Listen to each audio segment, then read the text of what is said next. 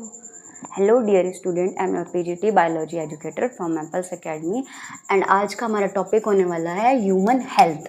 ठीक है, human health and disease. सबसे पहले हम बात कर लेते हैं health. Health is a state of complete physical, mental and social wellbeing. यानी कि हेल्थ का मतलब ये नहीं कि आप फिजिकली फिट हो, एक ह्यूमन का mentally, physically and socially wellbeing होना ही उसकी एक अच्छी हेल्थ को बताता है। ठीक है, तो अब बात करते हैं when the functioning of organ. हमारी बॉडी का कोई भी ऑर्गन या organ system of body is affected. ठीक है, अगर अफेक्ट हो जाए, काम करना बंद कर दे, तो यानी कि क्या हो सकता है कि कोई डिजीज़ हो सकती है। क्योंकि नॉर्मली कंडीशन में हमारा बॉडी ऑर्गन कोई भी काम करना बंद नहीं करेगा या ऐसा अफेक्ट नहीं होगा कि वो प्रॉपर काम ना कर पाए। अगर वो किसी डिजीज़ से अफेक्ट होगा तो हम लोगों को दिक्कत हो सकती है। ठीक है, तो इन्फेक्शस यानी डिजीज़ हमारी दो टाइप की हो सकती है। इन्फेक्शस भी हो सकती है, यानी कि किसी पैथोजेंस के थ्रू हमें इन्फेक्शन हो सकता है। वो इन्फेक्शन कैसे भी हो सकता है, ठीक है, कंटामिनेटेड वाटर से हो सकता है, फूड से हो सकता है, सॉइल से हो सकता है, एयर के थ्रू हो सकता है, एयर ड्रॉपलेट जो मतलब ड्रॉपलेट जो होती हैं एयर में, ठीक है, उसके थ्रू हो सकता है। या फिर जैसे कि इन्फेक्शस डिजीज़ में कोई बैक्टीरियल डिजीज़ हो गई, लाइक कोई वायरल डिजीज़ हो गई, जैसे कि एड्स एक इन्फेक्शस डिजीज़ है।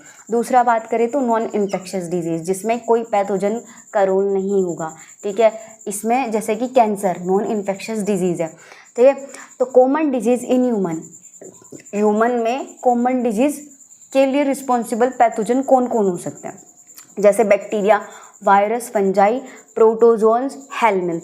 ये कुछ ऐसे फैक्टर हैं या पैथोजेंस है जो ह्यूमन में डिजीज़ कॉज करने के लिए रिस्पॉन्सिबल होते हैं। लाइक बैक्टीरियल डिजीज़ देख लीजिए, जैसे बैक्टीरियल डिजीज़ में हम टाइफॉइड के बारे में बात करते हैं, टाइफॉइड फीवर। इसके लिए रिस्पॉन्सिबल जो ऑर्गेनिज्म होगा या बैक्टीरिया होगा उसका नेम है सैल्मोनेला टाइफी।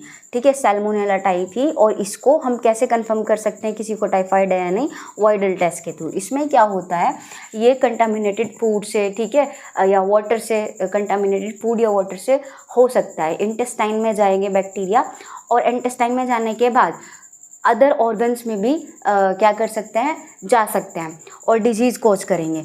इसमें क्या होगा, बहुत ही मतलब फीवर स्टार्ट हो जाता है आना, हेडेक होना शुरू हो जाएगा, ठीक है, वीकनेस आनी शुरू हो जाएगी। तो टाइफाइड कंडीशन ये रहेगी। न्यूमोनिया भी एक बैक्टीरियल डिजीज़ है। इसमें क्या होगा, स्ट्रेप्टोकोकस न्यूमोनिया नाम का ऑर्गेनिज्म या बैक्टीरिया जो है रिस्पॉन्सिबल है न्यूमोनिया के लिए।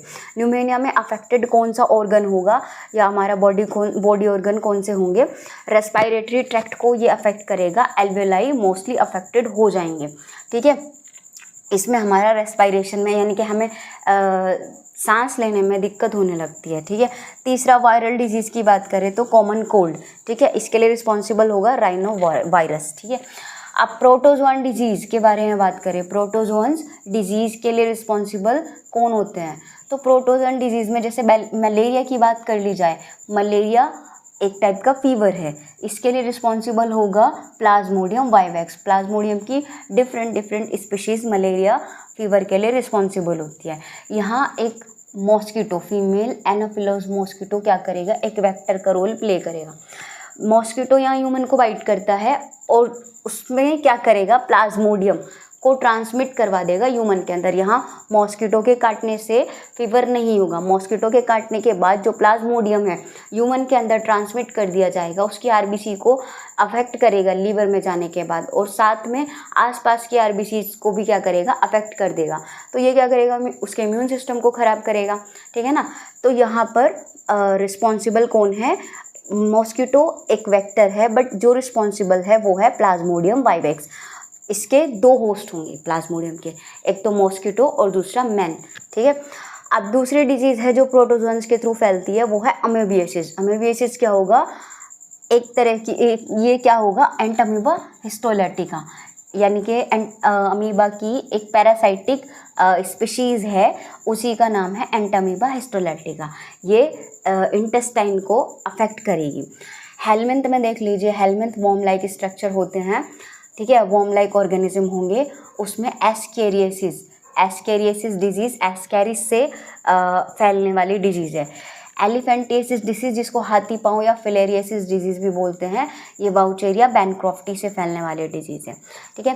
फंगल डिजीज़ जो होती हैं जैसे रिंग वॉर्म, ये माइक्रोस्पोरम के थ्रू फैलने वाली डिजीज़ है।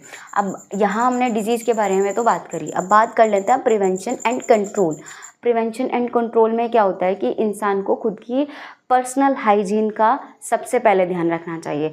जब आप खुद अपने आप को क्लीन रखेंगे तो पॉसिबिलिटी कम रहती है कि कोई डिजीज़ आपको हो जाए।